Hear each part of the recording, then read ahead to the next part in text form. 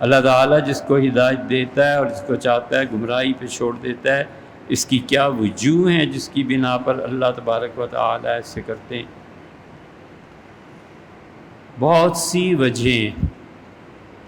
ایک بہت بڑی وجہ اللہ کے انعامات کی قدر نہ کرنا۔ جو قوم اپنے میں پیدا ہونے والے بڑے لوگوں کی قدر نہیں کرتی نا، وہ گمراہی کے راستے پہ چل پڑتی۔ اللہ اپنے انعامات ہر زمانے میں کرتا ہے۔ 80 سال پہلے اللہ نے انعام فرمایا تھا، علامہ اقبال جیسا آدمی ہمارے ہاں پیدا ہوا۔ اللہ تعالیٰ نے کرم فرمایا تھا، مولانا ابوالکلام آزاد جیسے بے مثل آدمی پیدا ہوئے۔ اللہ نے مہربانی فرمائی تھی، مولانا حسین احمد صاحب مدنی حضرت رحمۃ اللہ علیہ اس دنیا میں آئے تھے۔ بہت بڑے بڑے لوگ، طالپور یہ خاندان، اللہ نے بڑے انعام فرمائے، مگر حرام ہے ہم پہ جو مڑ کے دیکھا ہو سوائے اللہ کے ان بندوں کی توہین کے کچھ نہیں کی۔ یہی کرتے رہے، اب تک یہی ہے۔ تو آدمی ایسے ہی گمراہ ہوتے ہیں۔ آدمی کبھی کبھی گمراہ ہو جاتا ہے بے ادبی سے۔ جتنا بھی اپنا مخالف ہو، کسی بھی فرقے کا ہو، کبھی بے ادبی نہیں کرنی چاہیے۔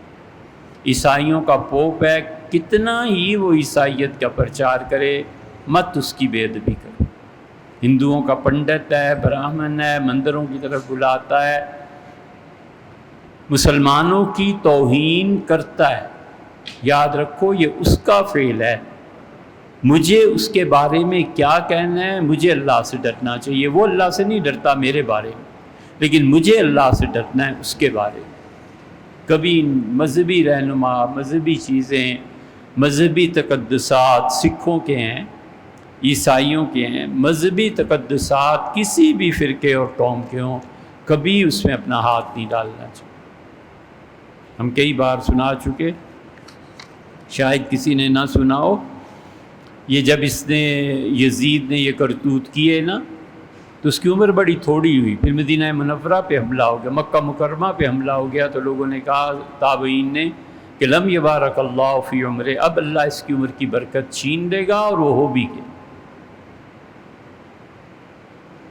ایک نواب صاحب نے لکھا ہے، کیا نام لیں، پھر آپ بھی ان کتابوں کو پڑھیں گے، انہوں نے لکھا ہے، میرے والد نے مجھ سے کہا مرنے سے پہلے کہ بچے تم جو کرتوت کرتے ہو یہ سب مجھے پتہ ہے کہ رات کو کیا ہوتا ہے۔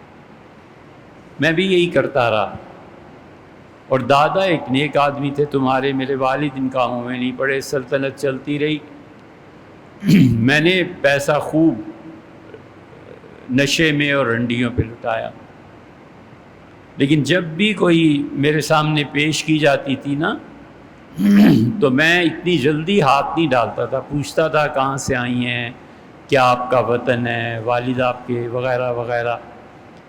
اگر وہ کہہ دیتی تھی کہ میں سادات میں سے ہوں تو میں بالکل پیچھے ہٹ جاتا تھا اور پیسے دے کے کچھ نقد وقت دے دلا کے رخصت کر دیتا۔ اس کا مجھے پتہ ہے کہ حضور صلی اللہ علیہ وسلم کے خون میں اب تک اللہ نے عزت اور حرمت باقی رکھی ہے۔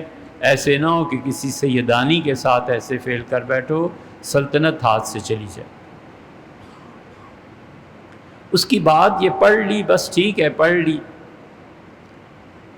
پھر ایک دن آنکھیں کھلی جب عبد الملک جو تھا نا، مروان کا بیٹا، عبد الملک نے حکومت لی تو حجاج ابن یوسف سے کہا کہ حسن اور حسین رضی اللہ عنہما فاطمہ کے خون سے اور بنو ہاشم کے خون سے مجھے بچانا، ان میں کوئی آدمی قتل نہ کرنا۔ تو حجاج نے پوچھا عبد الملک کیوں؟ اس نے کہا حضور صلی اللہ علیہ وسلم کا خون جو ہے نا یہ سلطنتیں اکھیڑ دیتا ہے، مجھے چند دن بادشاہی کر لینے دو، میری اولاد کو باقی رہنے دو، سیدوں پہ ہاتھ نہ ڈال۔ تو اس لیے یہ چیزیں قوموں کو برباد کر دیتی ہیں۔ جب آپ کے مذہبی رہنما یہ سکھائیں کہ سید اور غیر ایک ہی ہوتا ہے، یار یہ نہ کہو۔ بات اتنی سی ہے کہ اللہ کی مرضی ہے ایک شخص کو ایک اچھی چیز دے دی ہے بغیر اختیاری چیز، اس کے اختیار میں تھوڑا ہی بس ہو گئی ایک چیز، اللہ نے مہربانی فرمائی۔ اللہ تعالیٰ نے کسی کو گورا بنا دیا، کسی کا رنگ دوسری طرف چلا، کسی کا قد اتنا، کسی کا قد اتنا، یہ سب خدا کی تقسیم ہے، اس پہ کیا اعتراض؟